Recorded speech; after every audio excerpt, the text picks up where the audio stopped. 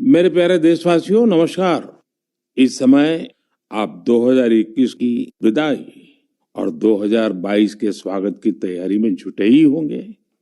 नए साल पर हर व्यक्ति, हर संस्था आने वाले साल में कुछ और बेहतर करने, बेहतर बनने के संकल्प लेते हैं। पिछले 7 सालों से हमारी ये मन की बात भी व्यक्ति की, समाज की, देश की अच्छाइयों को उजागर कर और अच्छा करने और अच्छा बनने की प्रेरणा देती आई है। इन 7 वर्षों में मन की बात करते हुए मैं सरकार की उपलब्धियों पर भी चर्चा कर सकता था। आपको भी अच्छा लगता, आपने भी सराहा होता। लेकिन ये मेरा दशकों का अनुभव है कि मीडिया की चमक दमक से दूर, अखबारों की सुर्खियों से दूर कोटि कोटि लोग हैं जो बहुत कुछ अच्छा कर रहे हैं। वो देश के आने वाले कल के लिए अपना आज खपा रहे हैं। वो देश की आने वाली पीढ़ियों के लिए अपने प्रयासों पर आज जी जान से जुटे रहते हैं। ऐसे लोगों की बात बहुत सुकून देती है, गहरी प्रेरणा देती है। मेरे लिए मन की बात हमेशा से ऐसे ही लोगों के प्रयासों से भरा हुआ, खिला हुआ, सजा हुआ एक सुंदर उपवन रहा है। और मन की बात में तो हर महीने मेरी मशक्कत ही इस बात पर होती है, इस उपवन की कौन सी पंखुड़ी आपके बीच लेकर के आऊं। मुझे खुशी है कि हमारी बहुरत्ना वसुंधरा के पुण्य कार्यों का अविरल प्रवाह निरंतर बहता रहता है।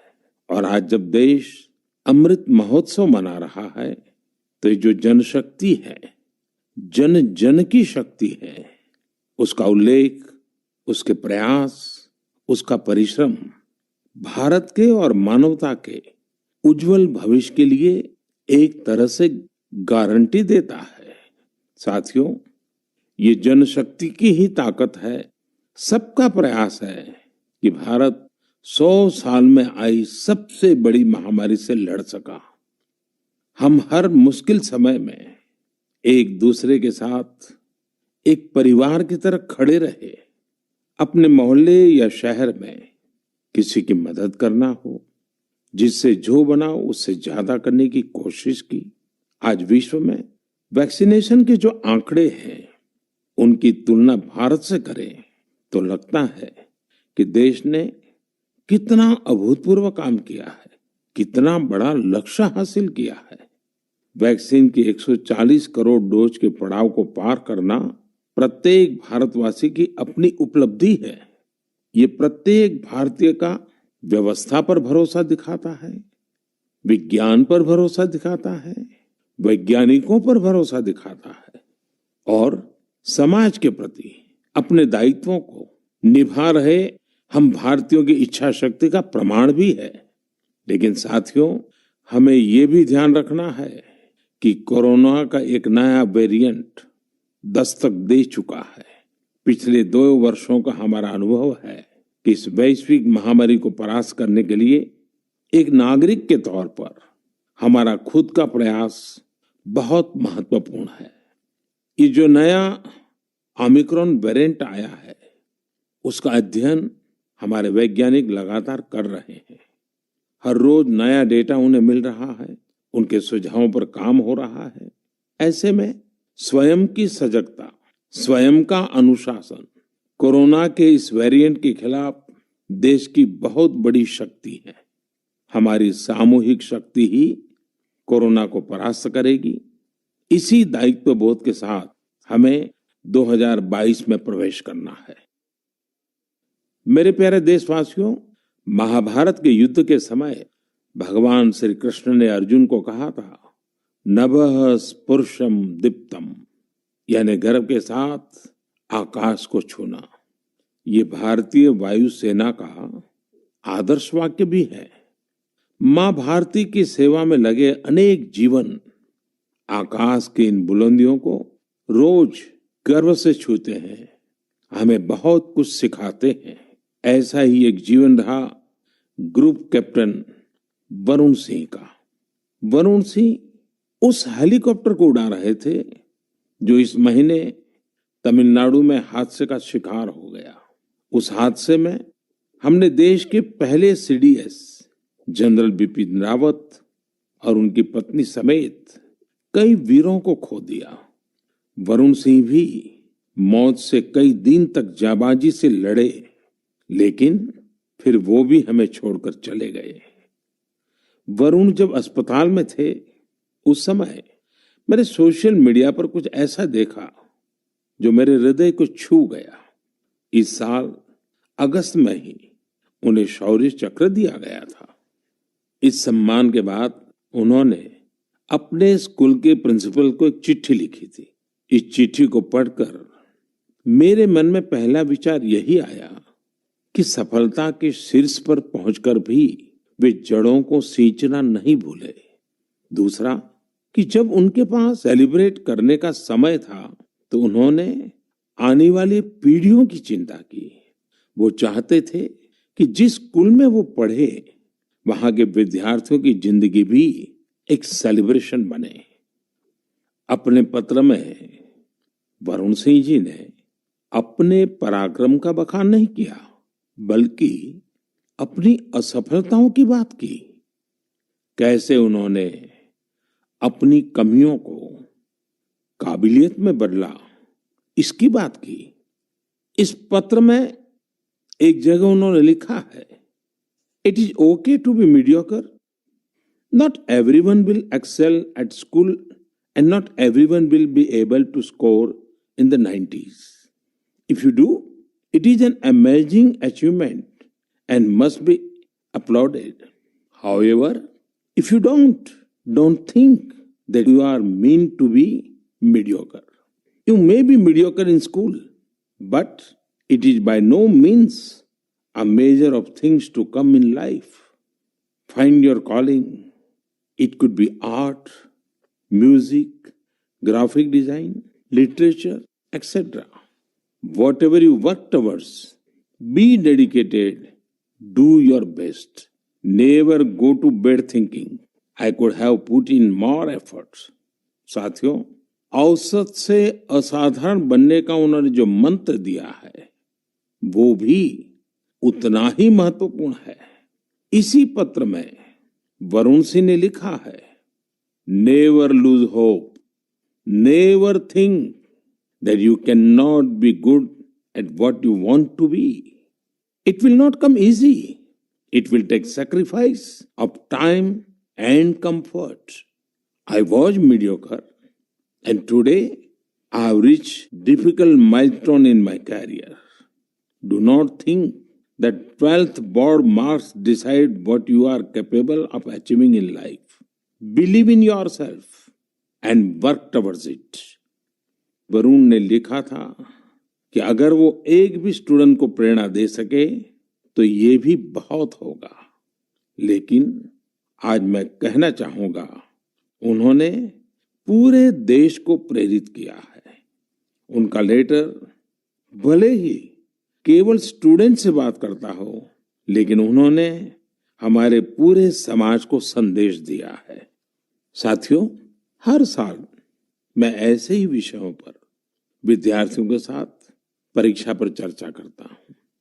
इस साल भी एग्जाम से पहले मैं स्टूडेंट्स के साथ चर्चा करने की प्लानिंग कर रहा हूं।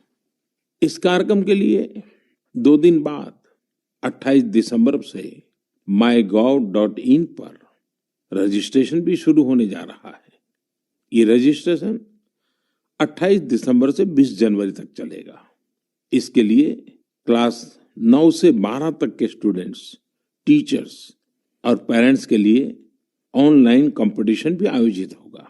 मैं चाहूंगा कि आप सब इसमें जरूर हिस्सा लें। आपसे मुलाकात करने का मौका मिलेगा।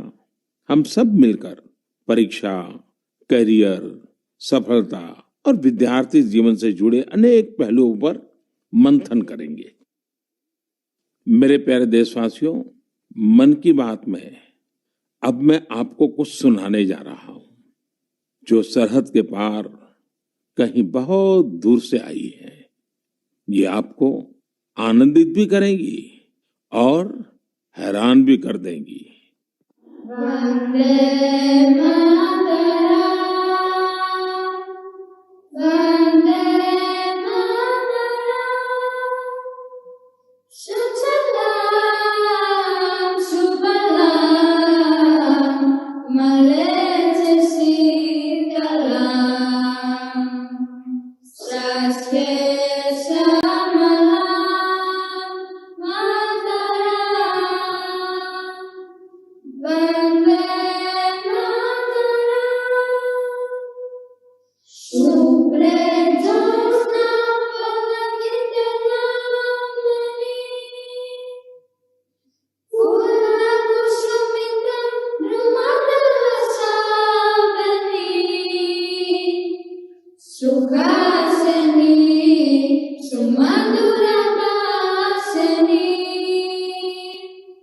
सुखदं वरदं मातरं, वन्दे मातरं, वन्दे मातरं। मुझे पूरा विश्वास है कि ये सुनकर आपको बहुत अच्छा लगा होगा, गर्व की अनुभूति हुई होगी। वंदे मातरम में जो भाव निहित है वो हमें गर्व और जोश से भर देता है। साथियों, आप ये जरूर सोच रहे होंगे कि आखिर ये खूबसूरत वीडियो कहाँ का है, किस देश से आया है। इसका जवाब आपकी हैरानी और बढ़ा देगा। वंदे मातरम प्रस्तुत करने वाले ये स्टूडेंट्स ग्रीस के हैं। वहां वे इलिया के हाई स्कूल में पढ़ाई करते हैं। इन्होंने जिस खूबसूरती और भाव के साथ वंदे मातरम गाया है वो अद्भुत और सराहनीय है। ऐसे ही प्रयास दो देशों के लोगों को और करीब लाते हैं।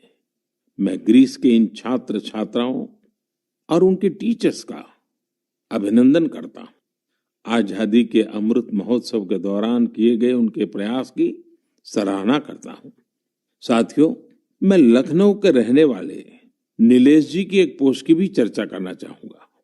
नीलेश जी ने लखनऊ में हुए एक अनूठे ड्रोन शो की बहुत प्रशंसा की है। ये ड्रोन शो लखनऊ के रेसिडेंसी क्षेत्र में आयोजित किया गया था। 1857 के पहले स्वतंत्रता संग्राम की गवाही रेसिडेंसी की दीवारों पर आज भी नजर आती है। रेसिडेंसी में हुए ड्रोन शो में भारतीय स्वतंत्रता संग्राम के अलग अलग पहलुओं को जीवंत बनाया गया। चाहे चौरी चौरा आंदोलन हो, काकोरी ट्रेन की घटना हो या फिर नेताजी सुभाष बाबू का अदम्य साहस और पराक्रम, इस ड्रोन शो ने सबका दिल जीत लिया। आप भी इसी तरह अपने शहरों के, गांवों के आजादी के आंदोलन से जुड़े अनूठे पहलुओं को लोगों के सामने ला सकते हैं। इसमें टेक्नोलॉजी की भी खूब मदद ले सकते हैं। आजादी का अमृत महोत्सव हमें आजादी की जंग की स्मृतियों को जीने का अवसर देता है, उसको अनुभव करने का अवसर देता है। ये देश के लिए नए संकल्प लेने का, कुछ कर गुजरने की इच्छा शक्ति दिखाने का प्रेरक उत्सव है, प्रेरक अवसर है। आइए स्वतंत्रता संग्राम की महान विभूतियों से प्रेरित होते रहें, देश के लिए अपने प्रयास और मजबूत करते रहें। मेरे प्यारे देशवासियों, हमारा भारत कई अनेक असाधारण प्रतिभाओं से संपन्न है, जिनका कृतित्व दूसरों को भी कुछ करने के लिए प्रेरित करता है। ऐसे ही एक व्यक्ति हैं तेलंगाना के डॉक्टर कुरेला विठलाचार्य जी। उनकी उम्र 84 साल है। विठलाचार्य जी इसकी मिसाल है कि जब बात अपने सपने पूरे करने की हो तो उम्र कोई मायने नहीं रखती। साथियों, विठलाचार्य जी की बचपन से एक इच्छा थी, वो एक बड़ी सी लाइब्रेरी खोले। देश तब गुलाम था, कुछ परिस्थितियां ऐसी थी कि बचपन का वो सपना तब सपना ही रह गया।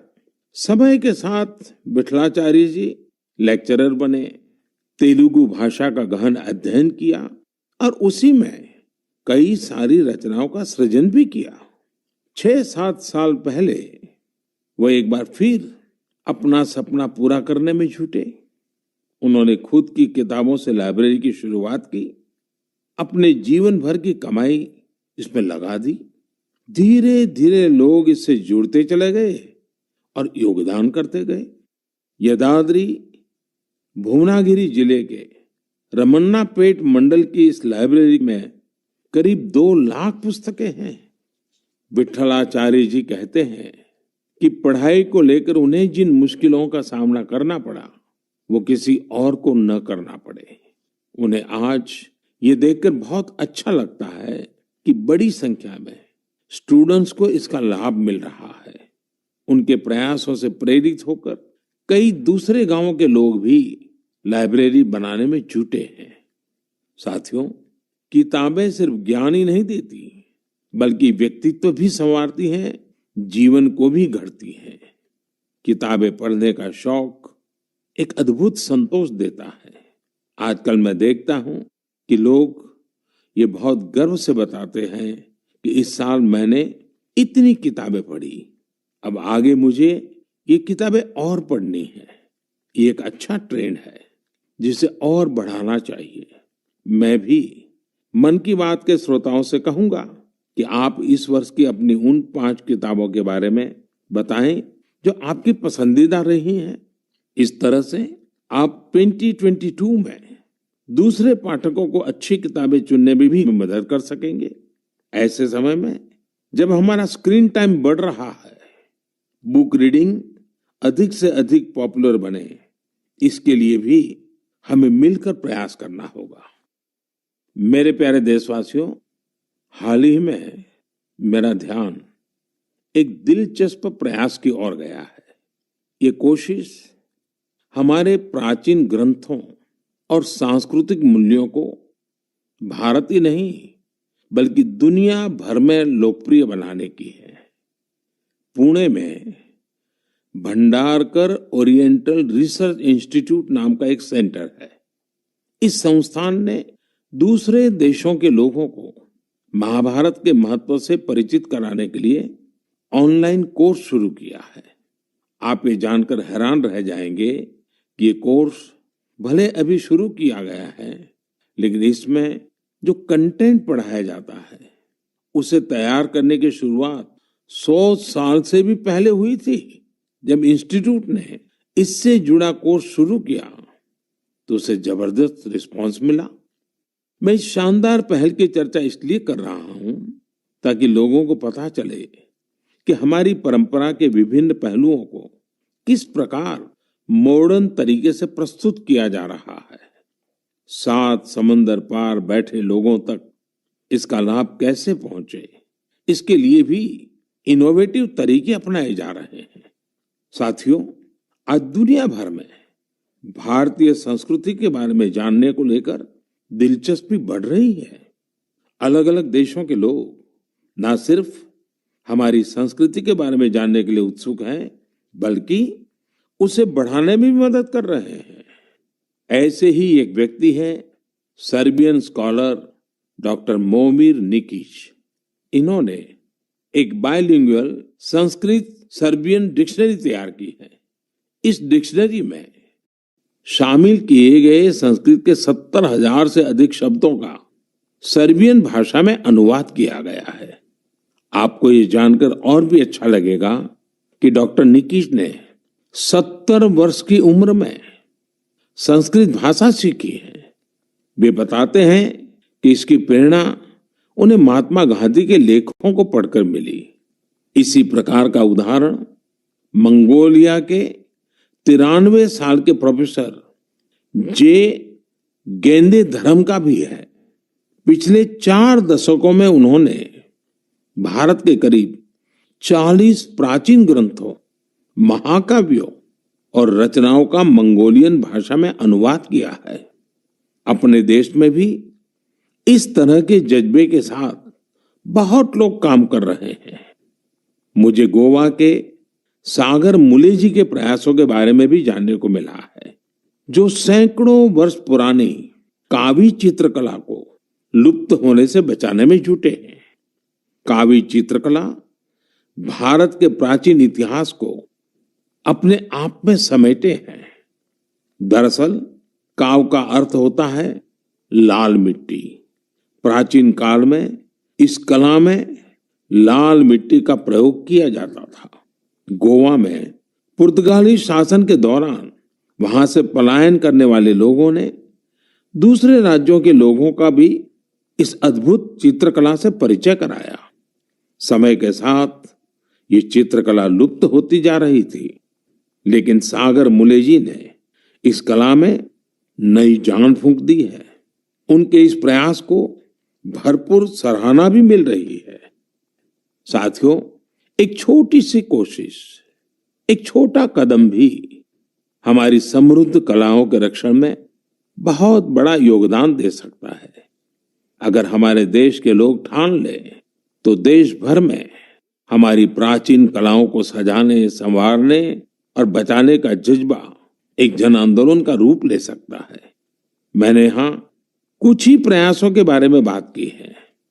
देश भर में इस तरह के अनेक प्रयास हो रहे हैं। आप उनकी जानकारी नमो ऐप के जरिए मुझ तक जरूर पहुंचाएं। मेरे प्यारे देशवासियों, अरुणाचल प्रदेश के लोगों ने साल भर से एक अनूठा अभियान चला रखा है और उसे नाम दिया है Arunachal Pradesh air gun surrender अभियान। इस अभियान में लोग स्वेच्छा से अपनी एयर गन सरेंडर कर रहे हैं। जानते हैं क्यों? ताकि अरुणाचल प्रदेश में पक्षियों का अंधाधुंध शिकार रुक सके। साथियों, अरुणाचल प्रदेश पक्षियों की 500 से भी अधिक प्रजातियों का घर है। इनमें कुछ ऐसी देसी प्रजातियां भी शामिल हैं जो दुनिया में कहीं और नहीं पाई जाती हैं। लेकिन धीरे धीरे अब जंगलों में पक्षियों की संख्या में कमी आने लगी है। इसे सुधारने के लिए ही अब ये एयरगन सरेंडर अभियान चल रहा है। पिछले कुछ महीनों में पहाड़ से मैदानी इलाकों तक, एक कम्युनिटी से लेकर दूसरी कम्युनिटी तक, राज्य में हर तरफ लोगों ने इसे खुले दिल से अपनाया है। अरुणाचल के लोग अपनी मर्जी से अब तक 1600 से ज्यादा एयरगन सरेंडर कर चुके हैं। मैं अरुणाचल के लोगों की इसके लिए प्रशंसा करता हूं, उनका अभिनंदन करता हूं। मेरे प्यारे देशवासियों, आप सभी की ओर से 2022 से जुड़े बहुत सारे संदेश और सुझाव आए हैं। एक विषय हर बार की तरह अधिकांश लोगों के संदेशों में है। ये है स्वच्छता और स्वच्छ भारत का। स्वच्छता का ये संकल्प अनुशासन से, सजगता से और समर्पण से ही पूरा होगा। हम एनसीसी कैडेट द्वारा शुरू किए गए पुनीत सागर अभियान में भी इसकी झलक देख सकते हैं। इस अभियान में 30,000 से अधिक एनसीसी कैडेट शामिल हुए।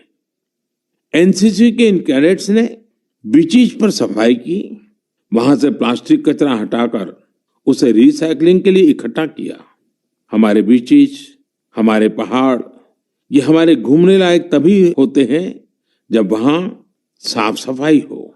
बहुत से लोग किसी जगह जाने का सपना जिंदगी भर देखते हैं, लेकिन जब वहां जाते हैं तो जाने अनजाने कचरा भी फैला आते हैं। ये हर देशवासी की जिम्मेदारी है कि जो जगह हमें इतनी खुशी देती है, हम उन्हें अस्वच्छ न करें। साथियों, मुझे साफ वाटर नाम से एक स्टार्टअप के बारे में पता चला है, जिसे कुछ युवाओं ने शुरू किया है। ये आर्टिफिशियल इंटेलिजेंस और इंटरनेट ऑफ थिंग्स की मदद से लोगों को उनके इलाके में पानी की शुद्धता और क्वालिटी से जुड़ी जानकारी देगा। ये स्वच्छता का ही तो एक अगला चरण है। लोगों के स्वच्छ और स्वस्थ भविष्य के लिए इस स्टार्टअप की अहमियत को देखते हुए इसे एक ग्लोबल अवार्ड भी मिला है। साथियों, एक कदम स्वच्छता की ओर इस प्रयास में संस्थाएं हो या सरकार, सभी की महत्वपूर्ण भूमिका है। आप सब जानते हैं कि पहले सरकारी दफ्तरों में पुरानी फाइलों और कागजों का कितना ढेर रहता था। जब से सरकार ने पुराने तौर तरीकों को बदलना शुरू किया है, ये फाइल्स और कागज के ढेर डिजिटाइज होकर कंप्यूटर के फोल्डर में समाते जा रहे हैं। जितना पुराना और पेंडिंग मटेरियल है, उसे हटाने के लिए मंत्रालयों और विभागों में विशेष अभियान भी चलाए जा रहे हैं। इस अभियान से कुछ बड़ी ही इंटरेस्टिंग चीजें हुई हैं। डिपार्टमेंट ऑफ पोस्ट में जब ये सफाई अभियान चला तो वहां का जंकयार्ड पूरी तरह खाली हो गया। अब इस जंकयार्ड को कोर्टयार्ड और कैफेटेरिया में बदल दिया गया है। एक और जंकयार्ड टू व्हीलर्स के लिए पार्किंग स्पेस बना लिया गया है। इसी तरह पर्यावरण मंत्रालय ने अपनी खाली हुए जंकयार्ड को वेलनेस सेंटर में बदल दिया। शहरी कार्य मंत्रालय ने तो एक स्वच्छ एटीएम भी लगाया है। इसका उद्देश्य है कि लोग कचरा दें और बदले में कैश लेकर जाएं। सिविल एविएशन मिनिस्ट्री के विभागों ने पेड़ों से गिरने वाली सूखी पत्तियों और जैविक कचरे से जैविक कंपोस्ट खाद बनाना शुरू किया है। ये विभाग वेस्ट पेपर से स्टेशनरी भी बनाने का काम कर रहे हैं। हमारे सरकारी विभाग भी स्वच्छता जैसे विषय पर इतने इनोवेटिव हो सकते हैं। कुछ साल पहले तक किसी को इसका भरोसा भी नहीं होता था, लेकिन आज ये व्यवस्था का हिस्सा बनता जा रहा है।